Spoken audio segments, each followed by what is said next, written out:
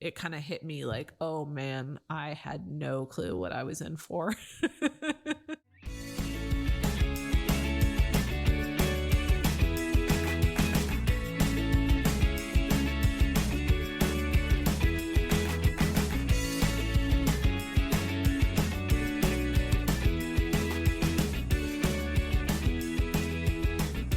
Welcome to the Exploring Washington State podcast. Here's your host, Scott Cowan. Welcome back to the Exploring Washington State podcast. My guest today is Anastasia Allison, the creator of Kula Cloth, amongst many other things. But we're going to start with Kula Cloth, I guess. But can you please give our audience a little bit of your backstory as it applies to Kula Cloth? Yeah, I would love to. Thanks for having me, Scott. Sure.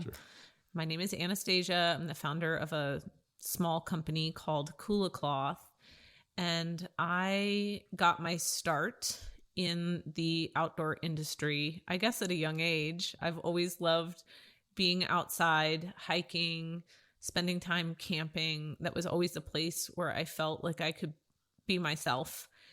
And growing up, I volunteered for the National Park Service. I had a dream of being a park ranger. And somewhere in college, I sort of got lost from that dream a little bit. I ended up being, strangely enough, a pre-med Latin major, which has nothing to do with anything. I thought that I needed to go to medical school because everybody in my college was going to medical school. So I sort of lost sight of my original dream of being a park ranger. And at the end of college, I was sort of flailing around, wondering what to do. And I was volunteering out at the national park still, this small national park in Pennsylvania called Hopewell Furnace National Historic Site. And I was really feeling lost because I had sort of set myself up with this idea that I was going to go to medical school, but there was a part of my heart that was just telling me, no, this isn't really what you want to do. This is what you think that it's going to make other people happy. And the superintendent of the national park said to me, what do you want to do, Anastasia? And I said, I want to do this for a living. I just want to be here at the park. And he said, well, why don't you go to school to become a park ranger? And it was sort of like a lightning bolt hit me. And I remembered, oh, wait, that's right. That had been my plan all along. So I started looking into police academies that would certify me to be a park ranger. At the time, this was a few years after 9/11, and most national parks were not hiring interpretive rangers, but you could apply to be a law enforcement ranger. So I ended up going to a police academy and becoming a law enforcement ranger, which was really my dream. I moved to Washington State from Pennsylvania and was just totally enthralled and awestruck by the mountains here, and got out here, started working on the Hood Canal at a park where I became a ranger and spent all of my time hiking and backpacking. And it was around that time that I got affiliated with an organization called Washington Outdoor Women. It's a nonprofit. And I started teaching a beginner's backpacking class for women, teaching people who had never gone backpacking how to backpack. And I was out on a personal backpacking trip in the Alpine Lakes Wilderness. And I remember coming around this tree. It was beautiful and picturesque right at sunset. And I walked around this tree and there was just this giant heap of toilet paper laying there. And I remember thinking ugh, that's disgusting. So I went home after that trip and I did a quick Google search for leave no trace options for toilet paper. And I came across this article talking about the idea of using a bandana or a piece of a t-shirt as a pee cloth. And I remember thinking, that is the most disgusting thing I've ever heard. Who would do that? That is gross. But I was a backpacking instructor, so I thought, well, I should at least try it. And if I like it, maybe it's something I could recommend to my backpacking students. So I bought this piece of fabric on Amazon, I think, started carrying it around as a pea cloth, and I was shocked to discover how much I loved it because it was saving me from carrying in and out a ton of toilet paper. I felt more comfortable while I was hiking, especially when I was out there for 5 or 6 days. And I just loved it. And I was on a personal backpacking trip with my husband, Aaron, in 2016. We did a route in Wyoming called the Wind River High Route. And I was taking photographs of my pea cloth in beautiful locations at sunset. And the reason that I was doing this, I don't know what this says about me as a friend. So just take it for what it's worth. But I had this idea to make a series of cards, greeting cards with a pea cloth on it. And this was going to be a joke for me. I was just going to have a set of them printed. It was going to be a joke to give to one of my girlfriends for Christmas. And so I'm in this beautiful campsite. I mean, probably one of the most beautiful places I've ever camped in my life, high in the Continental Divide. And I have this photo sort of set up. My pea cloth is like hanging off of my trekking pole.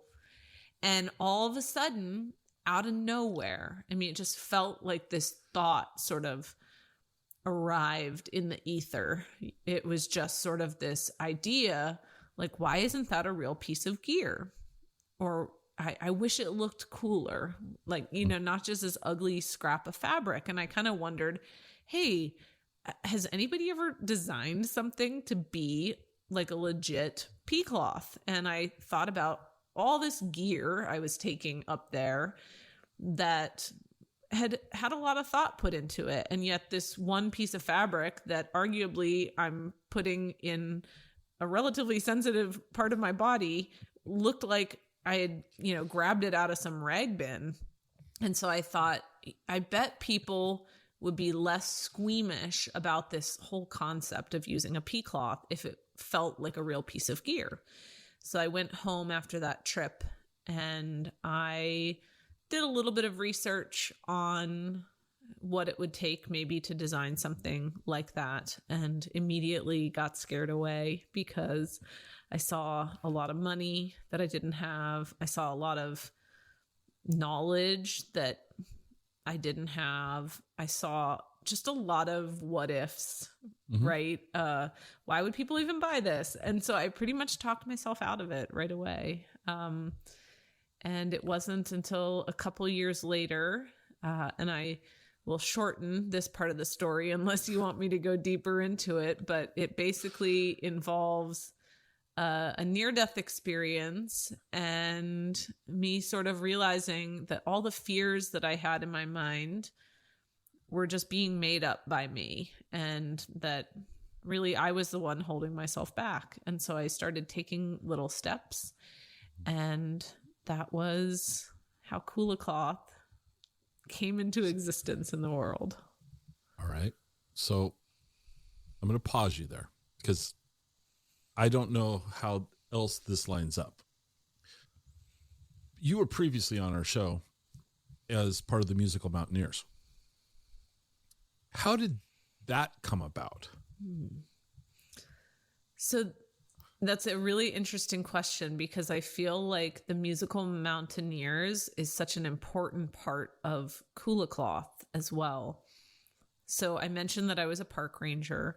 What I failed to mention is that I got laid off from being a park ranger back in 2011, and I took a job as a railroad police officer in 2012. And I had done that job for about 4 or 5 years by the time I had this sort of idea for this pea cloth kind of come into my mind. I was still teaching backpacking. Okay. And I had this near-death experience. At some point in there, I had also simultaneously had this additional experience, and it's hard for me to describe this without it sounding a little bit woo-woo, But I came home from work one night, and I mentioned I was a police officer. I worked night shift.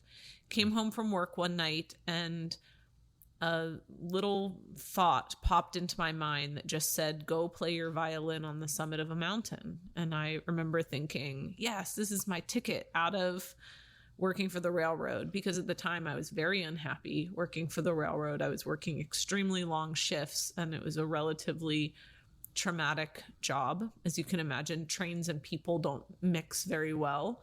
And I was really sort of looking for my way out, and I didn't know what that was. And I was really scared to leave, because just leaving an $80,000 a year job has a lot of fears that go along with that.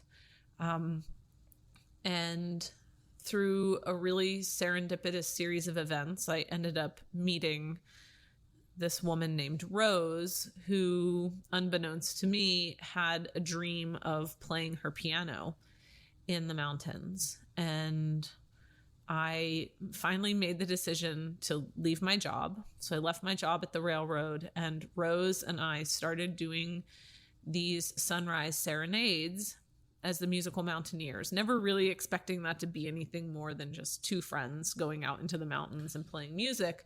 But very quickly, the Musical Mountaineers started to grow. And so almost on this parallel track, there was me having ideas for Kula Cloth and beginning to sort of pursue the design of this product and try to figure that out.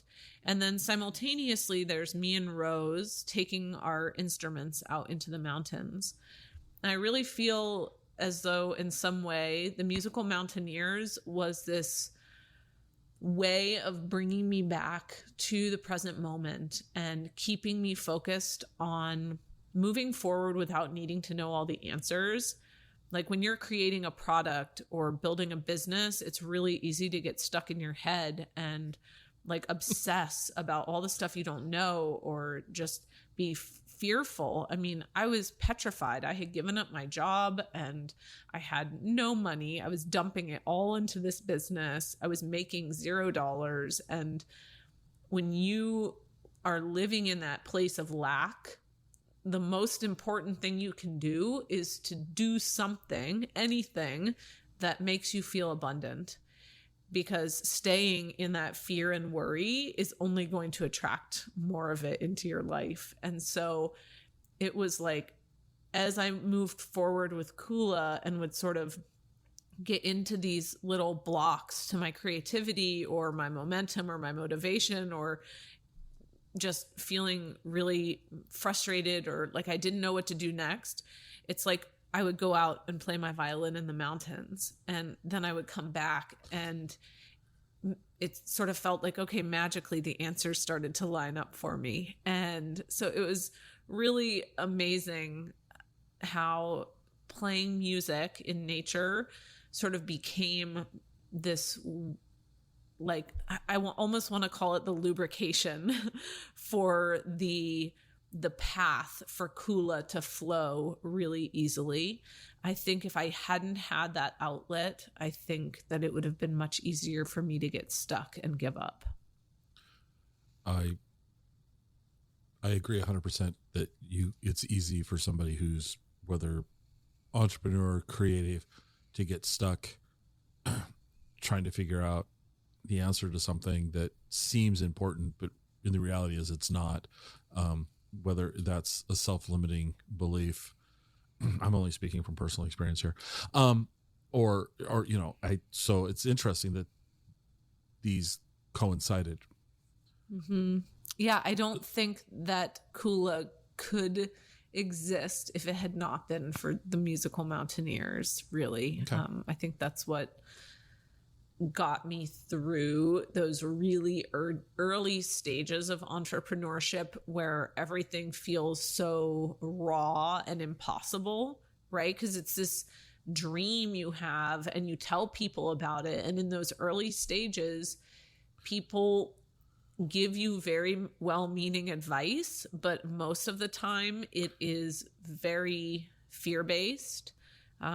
People told me a lot of things early on, like nobody will ever buy a pea cloth that has art on it, or what are you going to do when everybody has bought one? Which that comment always sort of makes me giggle now, because I'm like, if everybody who could realistically use a Kula had bought one, I'll just go buy like an island. Yeah. Because you'll be just fine. That's like billions of people.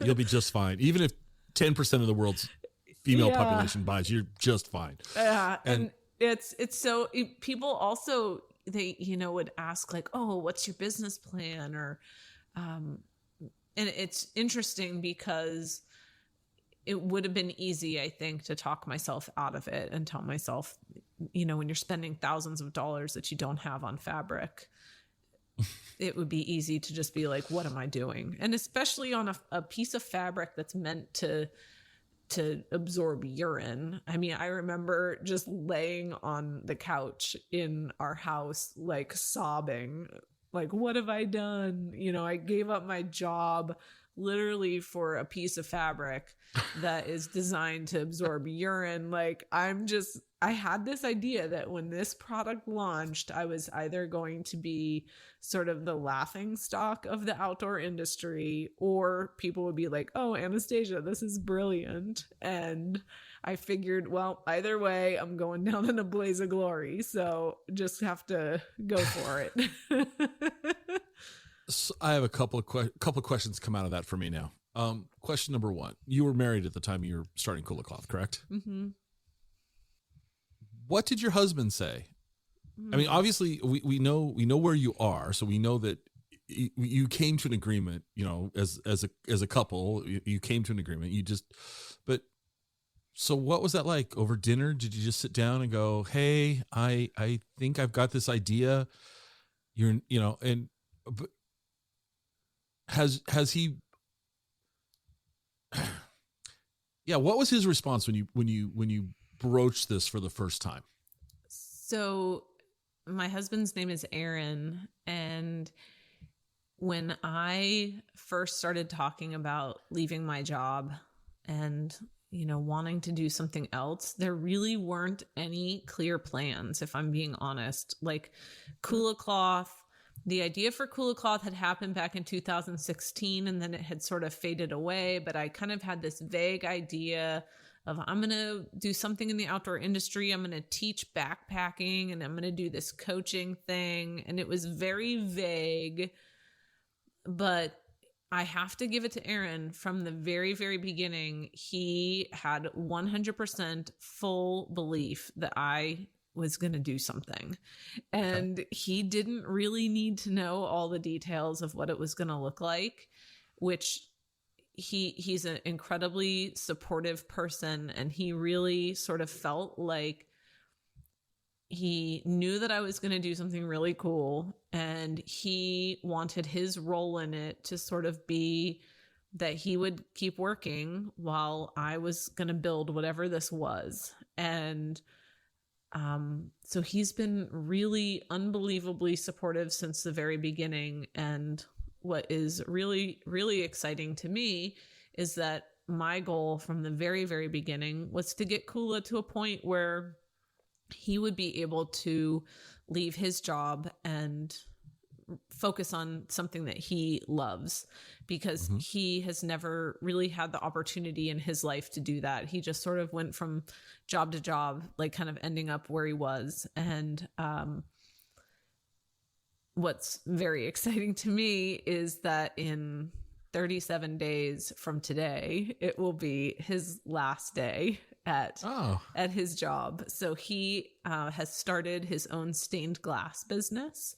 He's a stained glass artist, and he's going to be pursuing that full time. And that is not because of me. It's definitely because of both of us, because Kula would not be what it was or what it is today if he hadn't sort of given me that chance. And I'm really excited now that he gets a chance to do something he's really passionate about. That's great. That's wonderful.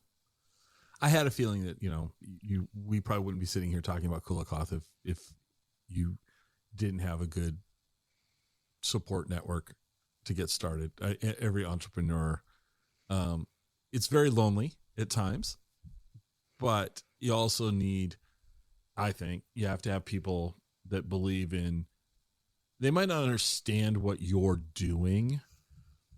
My grandfather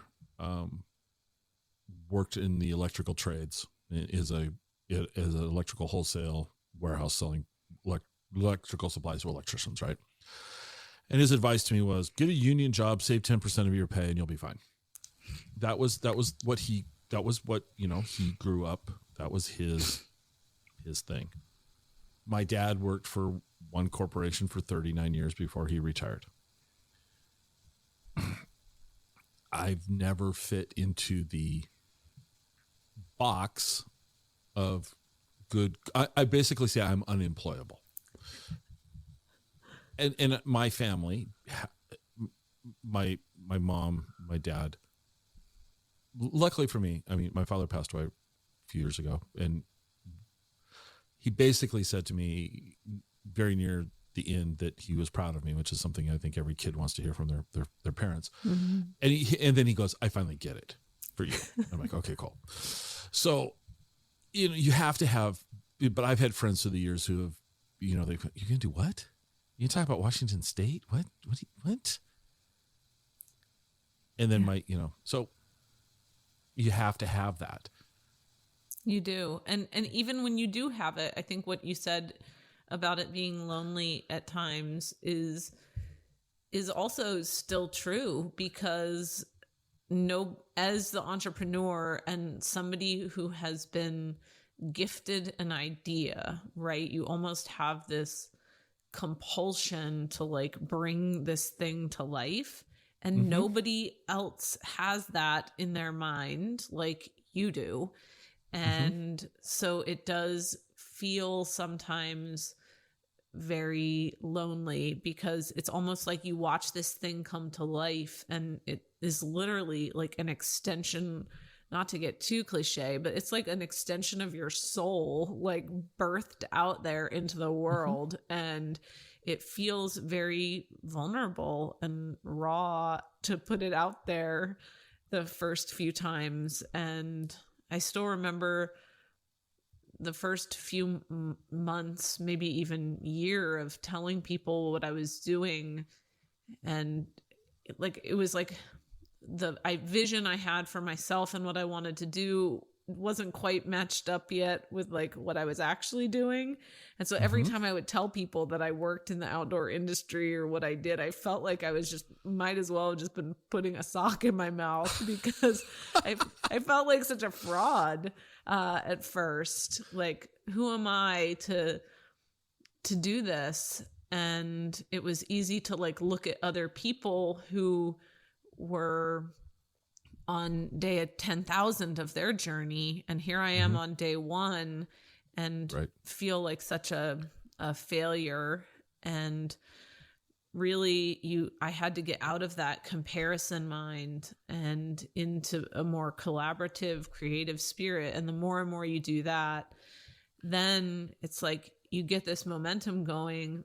And the people that you once thought were your quote unquote competition, a lot of times they're the first ones who, when you're really like going for it and they can see that, like they're the first ones who will be there to uplift you. And mm-hmm. that's really exciting.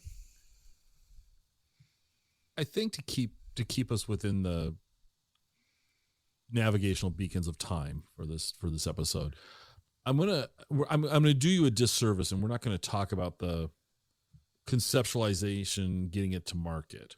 We're going to just skip over that. Perfect. Okay, poof, done. There was no problems. You had an idea. It worked flawlessly. Flawless. Nothing went wrong. Nothing went wrong. It was amazing. Right. We'll have you back on another episode for like blooper reel, and we'll talk about all the things that went wrong. Okay. But I'd like you to think about the day you went public with product to sell. What happened that day? Because how did you bring Kula to market? What was your first? And I'm not talking about prototypes that you gave to friends or industry people, but it's the retail product. Anybody with with money can buy your product. It's available to the public.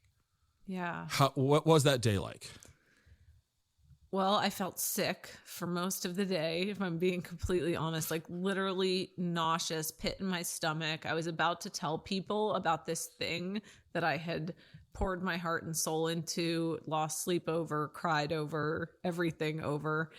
And the scariest part for me was that I decided to launch Kula Cloth as a pre-sale because I really didn't have the funding to do that first run of products. And so I thought, well, I'll sort of do like my own version of a Kickstarter, except without using the Kickstarter platform. I'll just try to get it out there organically.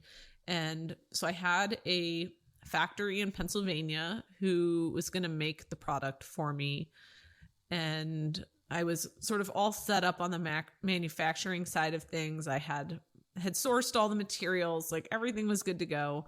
I think sort of. And I made the website live, and I just remember I was sitting in my guest bedroom and I just hit like make website live. And I just remember like I was barely able to breathe, like as if anybody was going to see the website in the first minute, right? Nobody even knew it existed. And I went on to my personal Facebook account because that was really the only social media that I had. I don't even know if I had started an Instagram yet. I went on to social media or to Facebook, and I did this post saying, hey, this is what I've done. I created this product and it's available for pre-sale. And I remember that within the first 1 minute of me launching that on Facebook, I had my first order. And what was exciting about it was that I previously mentioned that people were either going to say that I was sort of the laughingstock of the outdoor industry or that I was brilliant. And the person who placed the order, she also commented on my Facebook post, and her entire comment to me was just, Anastasia, you're brilliant. And all of a sudden it was like this incredible release, right? Of like, oh my gosh, like I got to this point, and then it felt like this deciding moment of like, what's going to happen? And then it was like this incredible feeling of like validation that I wasn't totally nuts for thinking that this was a good idea. Because to me, the Kula Cloth felt like a great idea, but I didn't really know until that moment if other people were going to get it or not. And I ended up having about 850 pre-orders. That's what helped fund the very first run of Kula Cloths. And it was sort of off to the races after that. And it's been, it's just been sort of nonstop now for the past, I guess I launched the company in July of 2018. Okay. Yeah. So you're coming up on 4 years. Coming up on 4 years. Yeah. When did you start doing custom artwork? So we launched our first artist series, I believe it was in February of 2019. Now, the way in which we did that was slightly different than how we do now. Originally, I only had the ability to print on rolls of fabric. So that meant that you had to use these repeating patterns, which really limits the art you can put onto a product. I later found another factory to work with in Colorado that has the ability to do these one-off sublimations. And sublimation is just a type of printing on fabric. But instead of needing to print on a massive roll of fabric, they were able to print individually on each Kula cloth. And that opened up a whole door of possibilities for me because we're able to do these custom orders. We're able to do these one-offs. So it looks like a single painting on the Kula Cloth, which is much more accessible for artists and designers because creating a repeating pattern is pretty technical and it really limits your design. So we started doing the one-off artist series. I believe it was probably sometime in mid 2019, and gradually we've really grown that area of the company as well. And then since then, I've even purchased an in-house small sublimation printer and heat press, so we're able to make very, very limited designs. So people can now go on our website and just buy like a one-off. Like if you want your photograph printed on a Kula Cloth, you could have that. Or maybe a photo of somebody you don't like. I could see a whole line of lots of things there. Oh, okay. Yeah, we have a lot of fun with it. So in layman's terms, is this almost like a commercial grade cricket machine? It is. So the sublimation machine is probably similar-ish to a cricket machine. It essentially, what it's doing is it's printing with a special type of ink on a special type of paper. And then you use a heat press to transfer it. And you use a heat press to transfer it. Yep, exactly. And then the paper is specific to the different type of fabric that you are using. But I can also sublimate on ceramic or other types of things. But it's probably a little bit higher grade. It's a commercial version versus a hobbyist machine. Okay. I don't normally ask business owners specific numbers. I'd like to ask you a specific number here, and you can decline to answer it. But what is your number one selling design? I would say that our number one selling design right now is probably, we have a print called Twinkle Tent, and it's a really cute, fun, sort of bright colored print with tents and twinkle lights on it. And that one is consistently popular and has been since we've released it. That was the print that REI purchased. And so people just really resonate to that one. And the artist series prints, we do those in pretty limited batches. The highest quantity of those that we usually do is around 1,000 per print, but most often it's less than that. So, but with some of our stock prints, like the Twinkle Tent print, we're printing that in large rolls of fabric. And so we have the capacity to make thousands and thousands and thousands of them versus much smaller quantities of the artist series. All right. So now the flip side to that question is, what was a great idea? This was going to be a great Kula Cloth. This one's going to be, and it just didn't take off. It just didn't sell like you and the team thought it would sell. It's so interesting to see what prints sell when and where. Like Stealth, that's just black fabric.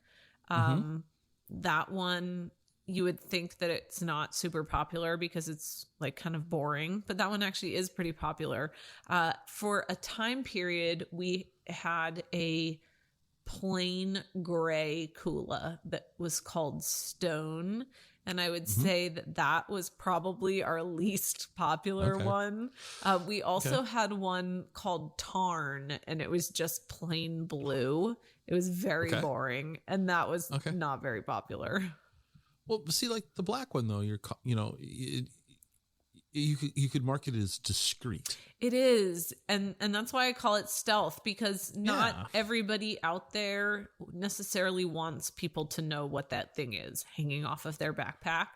And the traditional Kulas, they're very bright and colorful, and they sort of invite conversation, whereas the Stealth Kula, nobody really even notices that it's there. So, going to go back to that first day with the comment the person said you were brilliant, and you sold 800 and some pre-sales. How much after that? When did you realize? When did you wake up and go, I actually have a real business here? This is not just a project. You know what I'm saying? It's like, if you could sell 1,000 one time, that's not a business. It's a successful project. Yeah.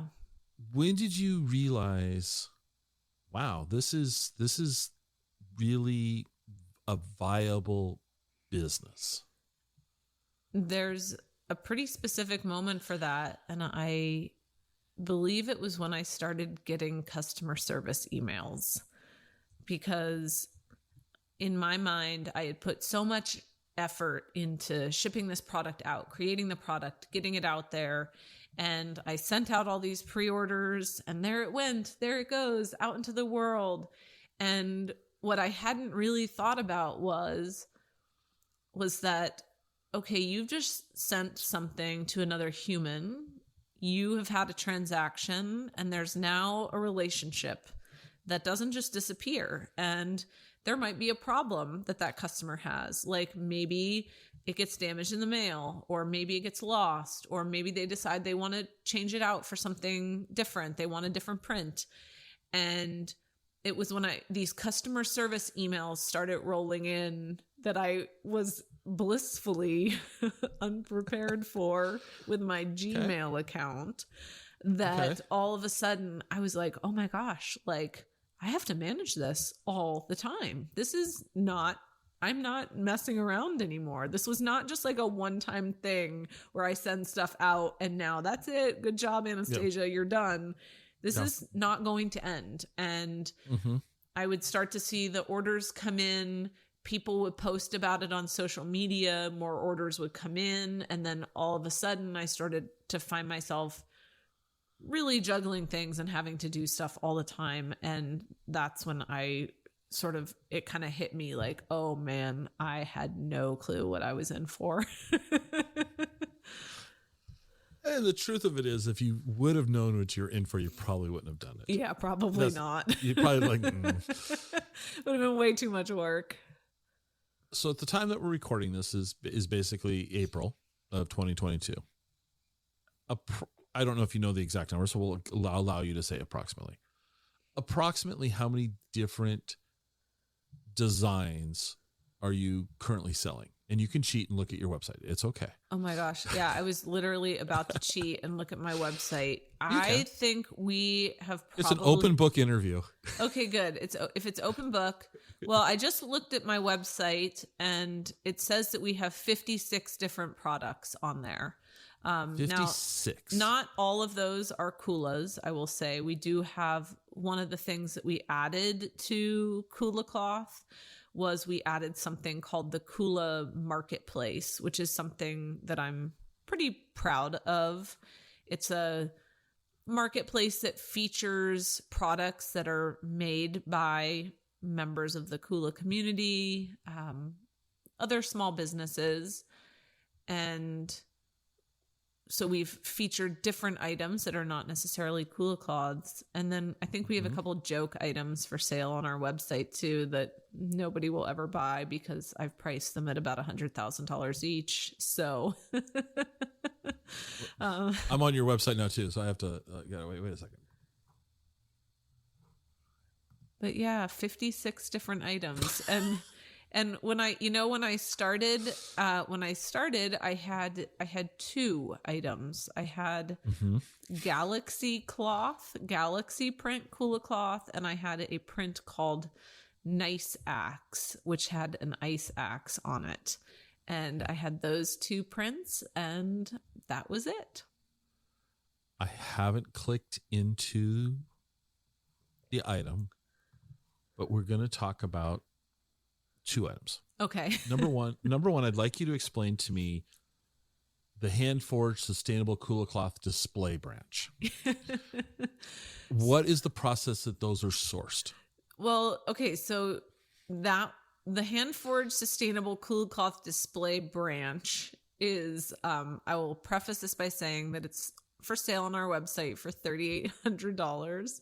And it is a joke. It is a branch that I found in my backyard and took a photo of. So it's a one of a kind. It's a one of a kind. It is a item. one of a kind branch forged by me. And it was listed on the website as part of a social media spoof that we did, sort of turning our brand into a luxury brand. We had a friend of ours is an artist, and she designed this sort of high-end vibe for Kula Cloth just to be funny. And so we basically listed these two items as a joke, and people started writing reviews about them. And I'm reading the reviews. This is hysterical. the reviews are literally priceless, and that's the reason we keep them up there, is because I will say, if somebody buys a $100,000 Kula Cloth, I am fully prepared to offer them a refund on that.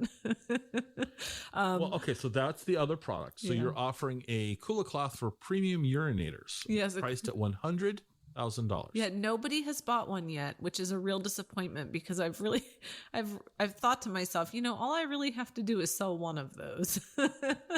Well, I appreciate the fact that it's not recommended for use on anything smaller than a 50-foot yacht. Yeah.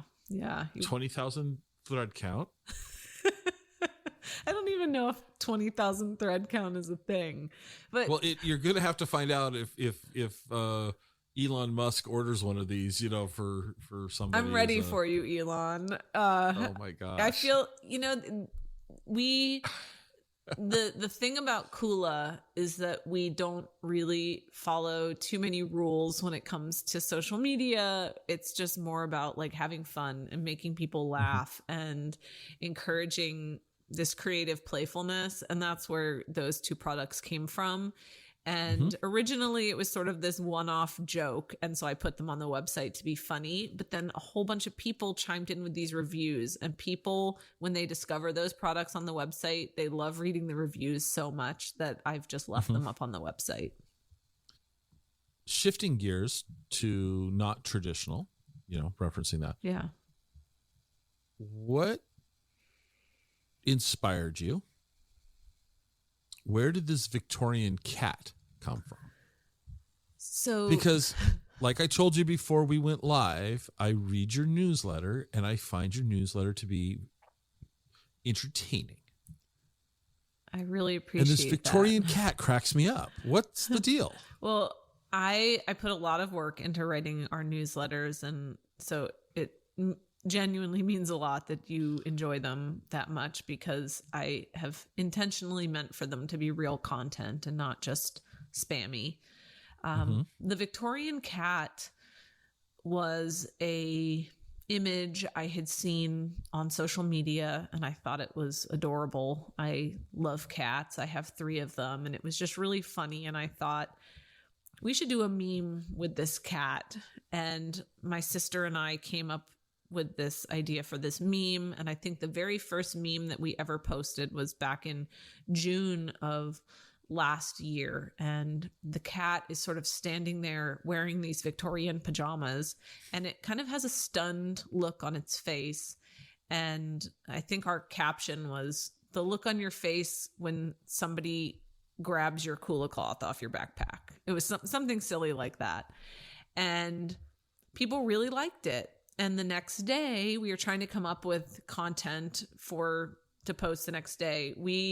My sister helps me run social media, and we are both very much people who cannot work with like a social media content calendar. We're very like in the creative flow type of creation. That's just how we work. And I thought to myself, wouldn't it be really funny if we posted the same meme again? Because to me, that had this layered feel to it. Because not only is it a funny meme, but now you're making fun of the fact that posting the same thing 2 days in a row on social media is this sort of like no. So to me, the joke felt like there were some layers there, especially for somebody who spends a lot of time on Instagram. And then the third day comes around and we're like, let's post the meme again, right? Because that's just ludicrous. Nobody would ever post the same thing 3 days in a row. And so we did it, and the Victorian cat kind of started to take on a life of its own, and people love this cat, and they really, it was like Kula and the creepy Victorian cat sort of merged into one. And the amount of laughter and like camaraderie and humor and playfulness that really emerged out of this cat was really shocking to me. We ended up making a bunch of creepy Victorian cat kulas that we used to do some fundraisers with for some really amazing organizations.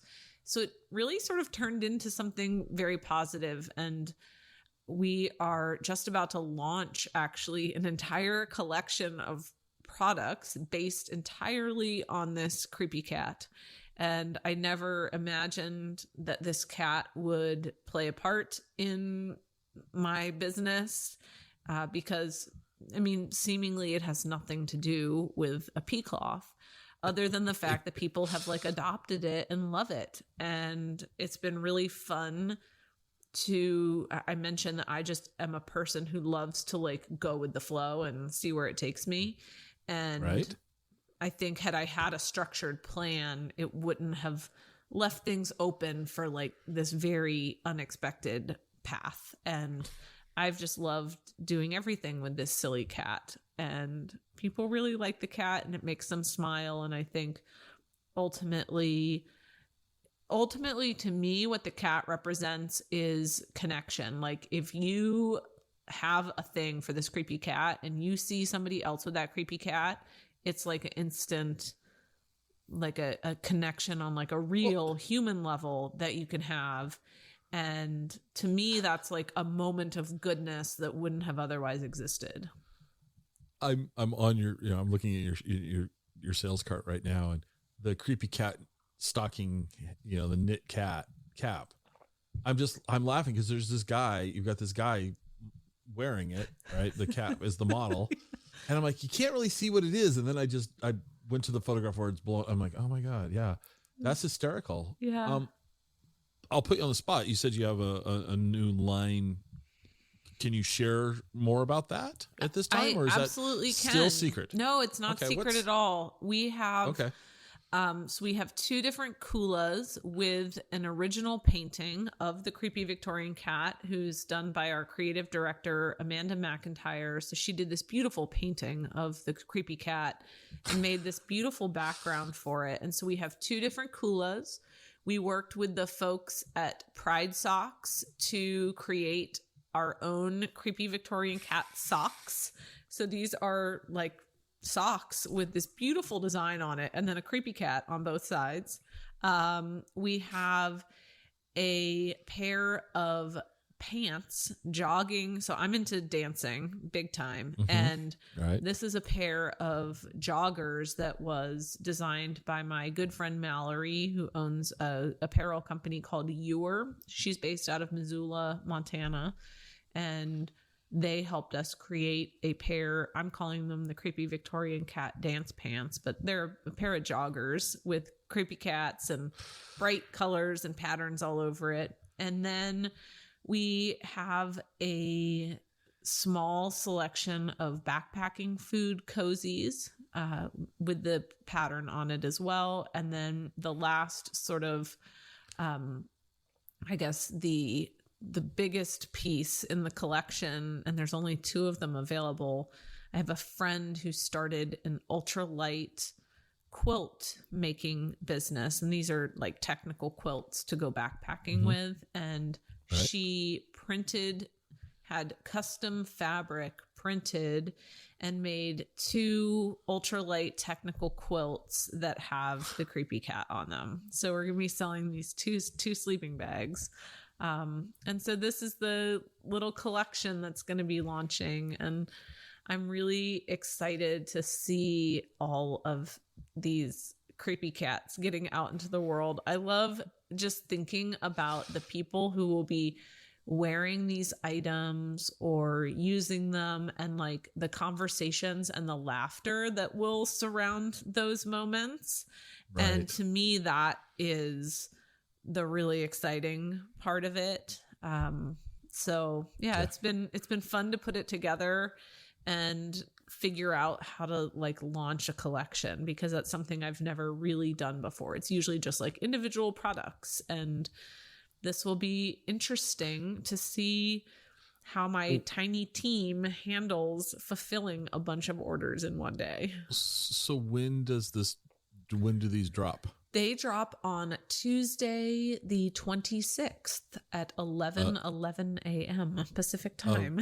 Of April? Of April, yeah. Okay, so this will go out after that. Sorry, folks, if you're hearing about this now, they're gone. Yeah. You have to wait till the next time. Get the newsletter, follow along. Creepy cat. Creepy cat. There will be more creepy cat. He's not going anywhere. Kula Academy. Yeah. How did that come about? So the Kula Academy it started out as a virtual learning platform. And as the world has reopened a little bit, we've been able to do some smaller in-person events. But the Kula Academy really started during COVID. We had a large-scale in-person event in October of 2019 called Kula Palooza, and we held that at the North Cascades Institute. It was really successful. We were really excited to start doing more in-person events. Yay! And then March 2020 happened, and that didn't allow us to do any in-person events. And we were trying to come up with ways to really bring people together. And the woman that helps us with events is a woman named Allison who helps coordinate, who basically does coordinate the Academy now.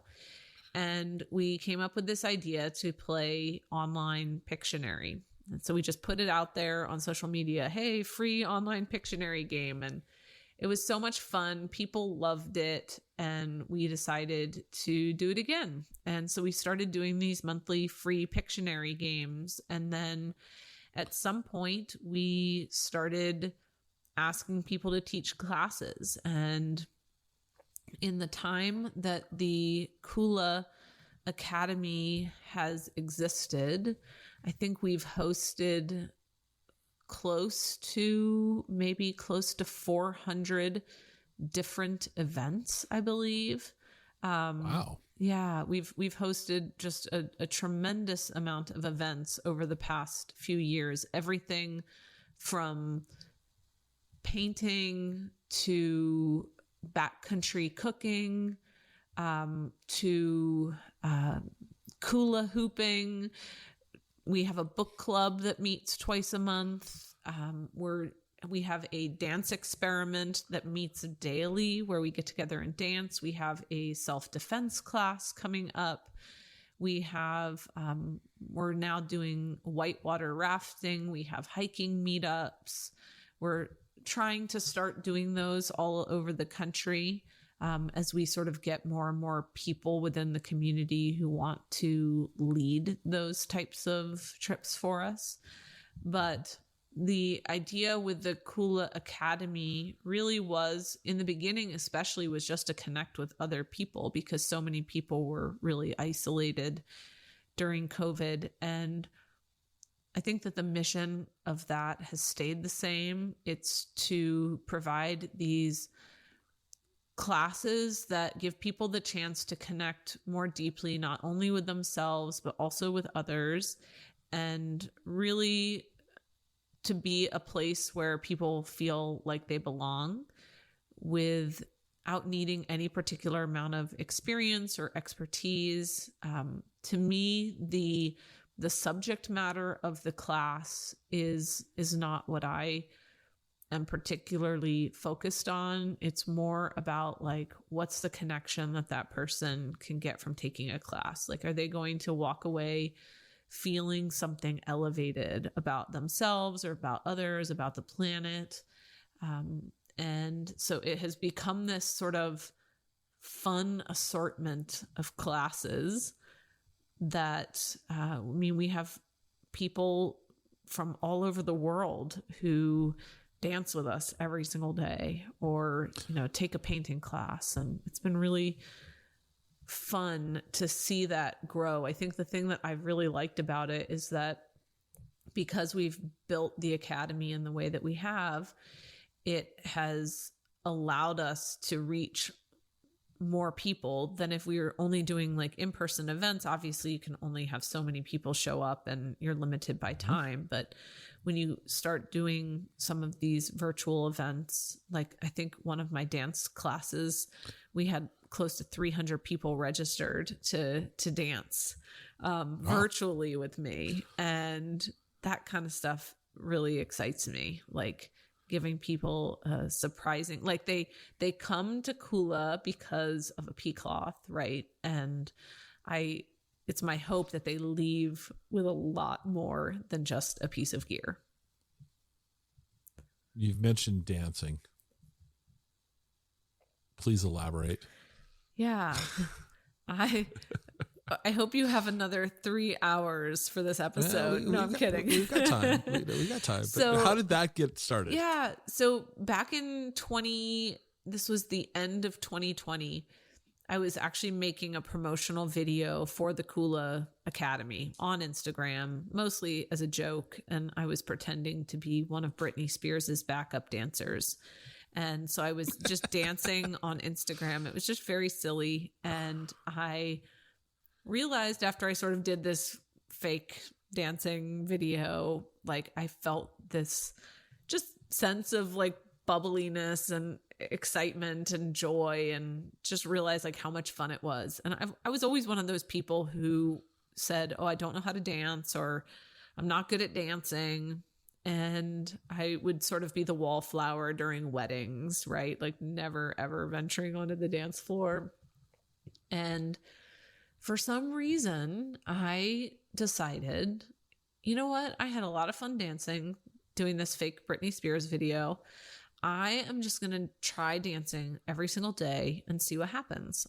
There's no expectations. I'm not doing this to become a good dancer. I'm not doing it to get in shape, like no expectations whatsoever. I'm just going to see what happens. And so I started dancing every day. I would do it for about 20 minutes and I would film little clips of it and share it on Instagram. I don't know why, because I was terrified to do it. In the beginning, I kind of made it a joke because I thought, well, everybody's going to be laughing at me anyway. So I might as well like turn it into a joke and beat them to the punch. And so I would be dancing to like Green Day in my headphones, but I would set the song to smooth jazz on Instagram so that it just, so it like looked really funny. And about 2 or 3 weeks into this, I realized like, hey, I really like this. I am having a blast dancing.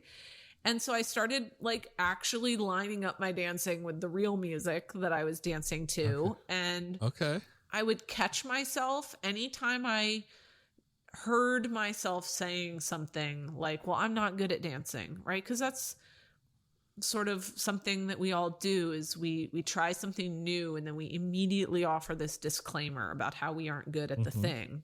And I stopped doing that. And I just said, this is where I am with my dancing. I'm not good. Just this is where I am. And I started doing it every day. I started watching like a couple YouTube tutorials, and really over the first few months, I mean, it was tiring and I think I had a couple dance related injuries, but I never stopped. And I never expected it to become anything. It was really just meant to be an experiment of like, let's just see what happens. And what happened is that I've now been dancing for, I think today is probably like 477 days in a row, like consecutive days. I've never missed a day. And I've really redefined what dancing means too. Dancing could be sitting and listening to music and just like moving your body and your hands. It doesn't have to be this like physical thing. And it's not about precision and doing it a certain way, like for TikTok or for Instagram. It's about like really moving your body and connecting with yourself and like allowing yourself to have this beautiful emotional release. And in January of this year, in January of 2020, I decided, you know what? This has been so life-changing for me that I'm going to share it with the Kula community. And I opened it up for a month of dancing in January with whoever wanted to join me. And I think close to 300 people signed up. And not all of them, but many of them are still dancing with me. So we started out with, I had no plan for it to go longer than a month, and that was in January. And now we're going into May, and the same group of people and more gets added every month, but the same group of us are still dancing every single morning at 6:30 a.m. We meet on Zoom, and I have hired 5 additional people who help lead the dance class, in addition to myself. So I lead it twice a week. And then these other 5 women who help me out, they lead it the other 5 days. And we've built this like beautiful little community around dancing together. And it's just been super fun for me, to watch that grow. Definitely could have never predicted that, right? Like when I started a Kula Cloth company, did I ever think that dancing or creepy Victorian cats would be a part of that journey? No. It wasn't on your business plan that you took to the Small Business Association and said, hey, what do you think of this? And that is exactly why I didn't do that, because if I had written out a business plan, it would have been so boring. And I love how open I have been to like all the possibilities. I feel like when you sort of box yourself into this idea, and I'm not telling people don't plan or don't write a business plan. Absolutely. If you want to do that and it's helpful, but also somewhere in your business plan, like don't be so linear that you can't be open to like the infinite things that could help your business grow. The things, right. And what's so cool is like it's the unexpected magical things that have helped my business grow way more than anything like metrics or ROI or, like all that mumbo jumbo. I don't know, but like I can dance with people. I can like make them laugh with a cat. And that grows my business from a place of like genuine love and care for other humans, sure. Not just like, oh, how many customers can I acquire?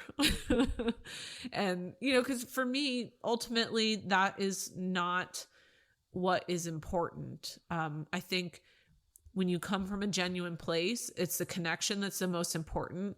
The customers will appear as a side effect of genuine love and kindness. And people know and can sense like what is genuine and what isn't. And I think that they will stay if they know that your heart is really in the right place. Okay. So I've got specific questions for you. I'm ready. First off, we're going to still talk dancing. So this 6:30 a.m. Zoom call, are you all dancing to the same music, or are people... Okay, so you're all dancing to the same music. We are all dancing to the same music. Yep, we send out the playlist the night before. And then on the Zoom call in the morning, what I'll do is sort of welcome everybody into the class. We start the class with a meditation. So I actually share my computer audio. So people will be listening through their headphones or wherever.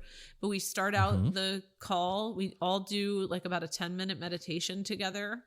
And then I turn on the music and everybody just free dances on their own. So they are not like trying to copy my moves. And we have people of all different ability levels. We've had folks who have just recovered from surgery and they're literally laying in a bed, like moving their arms, and that is what they can do. And I think that's what I really enjoy about the class is it's like everybody's just on their own pace. They don't have to turn their cameras on. Some people do, they like to, but you don't have to. All right. Who makes the playlist? We call them joy facilitators. So it would be myself and the other 5 women who lead the class. We all make the playlists, and Sometimes they have fun themes to them. Okay. Sometimes they don't, but they're always like very energized. So do you have a playlist available to you that you could read off maybe today's or tomorrow? Because remember, tomorrow is already in the past because this is being recorded. Yeah, I would love to. So tomorrow we're actually doing 8 songs tomorrow. So we have 23 minutes and 25 seconds of dancing. We have a song called Life's Too Short by Two Friends and Fitz. We have a song called I Got a Feeling by Felix Jane. A song called Move Yourself by Midnight Riot. Win Anyway by Walk the Moon. Sunshine by One Republic. Beautiful Life by Cobra Starship. Hello, Hello by Trixie Mattel, and Live a Little by Chaz Cardigan. So that's a playlist that I came up with. My playlists tend to all be like very, very focused on like living your best life and, you know, like dancing and having fun. All right. Somewhere that I read about you, the following certain things. As a child, you wanted to be a rock collector. Yeah. What's your favorite rock? Oh boy. I recently, I have a thing for emeralds. I don't know exactly why. There's something ethereal about them, but I love emeralds. And my husband was kind enough to give me, one on a ring. That's very nice. Since this is all about Washington State and you're an outdoors person,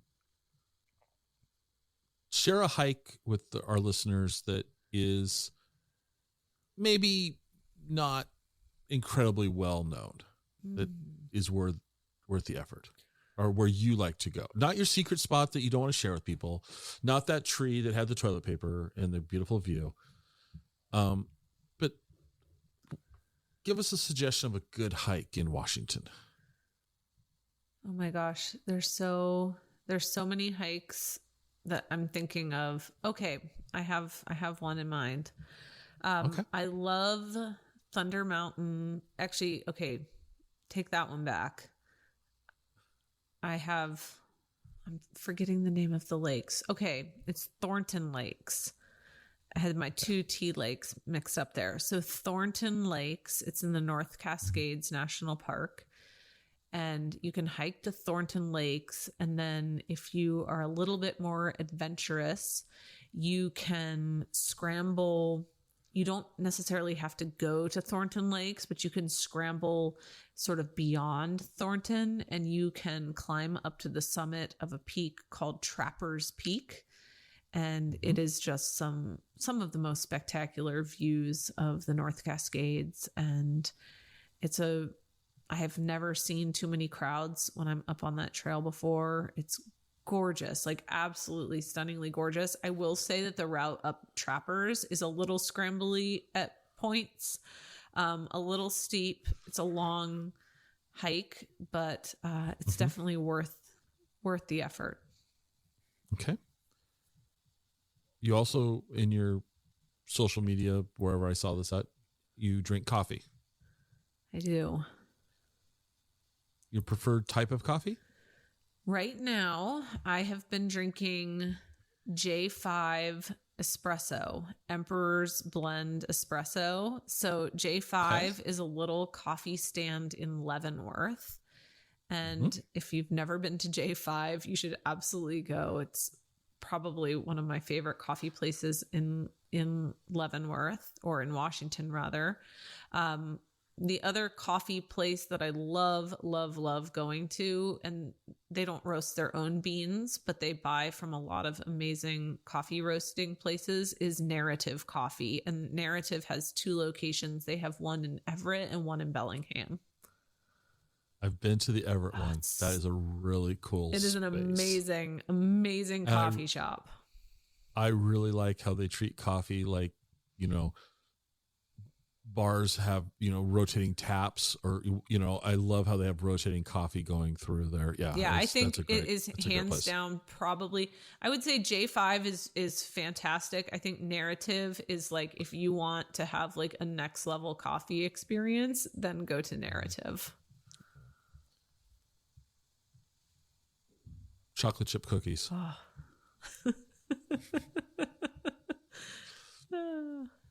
Any places you want to share? Well, I make them. Okay.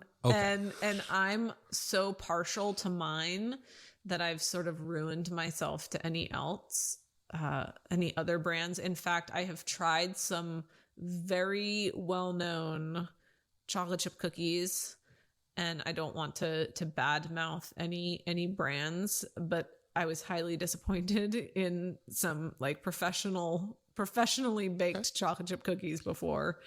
And I have sort of over the past decade or so, I've kind of turned chocolate chip cookie baking into an art form, and I have kind of perfected my own recipe, and I think it's really ruined me to every other cookie in existence.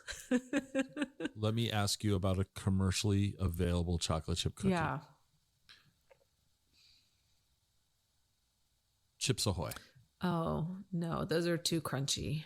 Yeah. Well, what about the chewy ones? No, just that's too. completely. That's a completely fine answer. Yeah, that would just it would like, to me, when I eat a chocolate chip cookie, it is probably a similar experience to somebody like drinking a fine wine. Like, I am gonna just share this random fact because it's somewhat embarrassing. But when I eat a chocolate chip cookie, I don't just eat it in large pieces. I have this like little knife, and I will literally like cut off little slivers of this cookie to like savor it.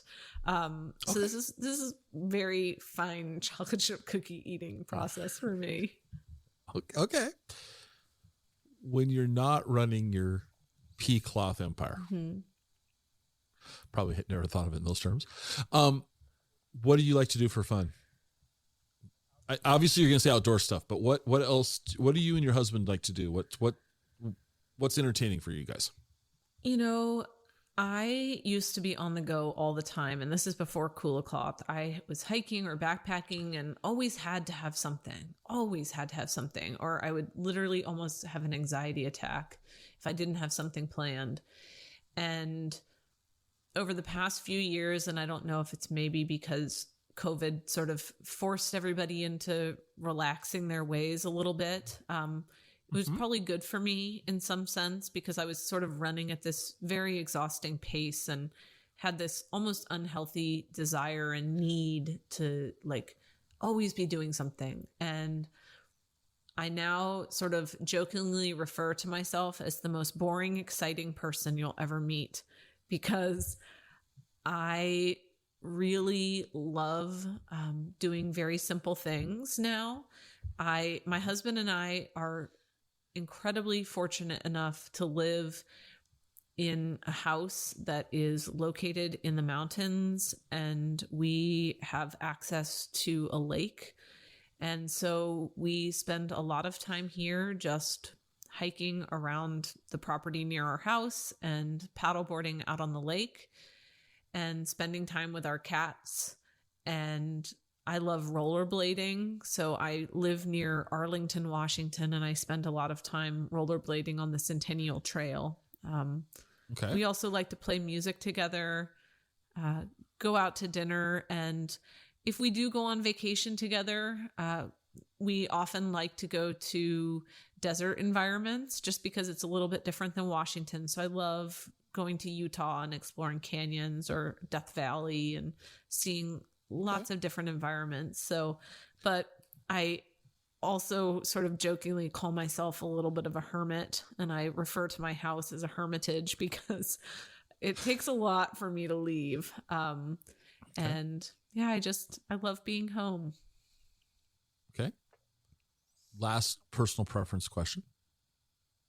pizza or tacos? Pizza, 100%. If I could pick one food to eat the rest of my life and I didn't have a choice, like I could not eat anything else, it would hands down be pizza. I love pizza. What is your go-to pizza toppings? Mushrooms, caramelized onions, bacon, eggplant, sun-dried tomatoes, mozzarella, and basil. And I love making my own sourdough pizza crust. Pineapple on a pizza? Yay or nay? I don't personally put it on mine usually, but I will eat it on a pizza. You get the last two questions. Okay. Where can people find out more about you and about Kula Cloth? So you can find me and Kula both on Instagram at Kula Cloth. That's KulaCloth. My personal Instagram is just my first and last name, Anastasia.Allison. That's where I share a lot of just personal stuff and dancing. And our website is just kulacloth.com. We're easy to find. All right. What didn't I ask you that I should have? I think you asked me everything and then some, and gave me some fun questions to think about that I wasn't expecting. So I feel like any interview where I've talked about Kula, dancing, musical mountaineers, cookies, and pizza, like that is up there on like best podcast interview of my life. Well, don't forget the creepy cat. And the creepy cat. We talk creepy cat too. Come on now. This is like the penultimate interview, I think. Like I feel like I've peaked. There we go. Well, I really appreciate you taking the time to play along and answer the questions. And you've been a great guest. And I'm looking forward to the next newsletter and seeing what. Oh, I know what I didn't ask you that I should have. Well, what's next for Kula? What's the next couple years look like? So I'm gonna have to quote Herman Melville here, because I sort of live by this quote. It's my favorite quote from Moby Dick. And he wrote, "I know not all that may be coming, but be it what it will, I'll go to it laughing." And I think that's sort of I have visions for where Kula is headed. I don't necessarily know all the pieces.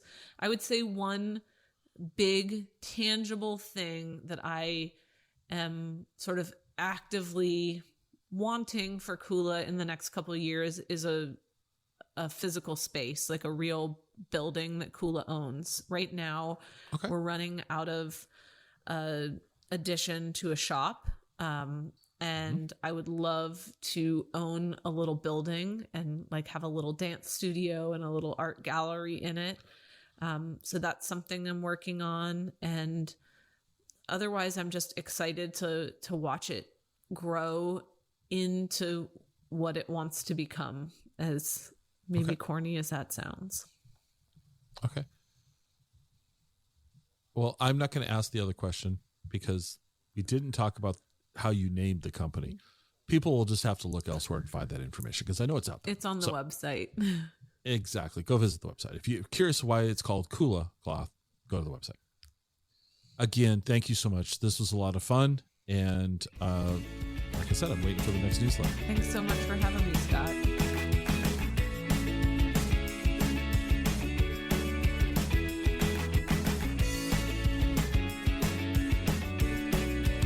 Join us next time for another episode of the Exploring Washington State podcast.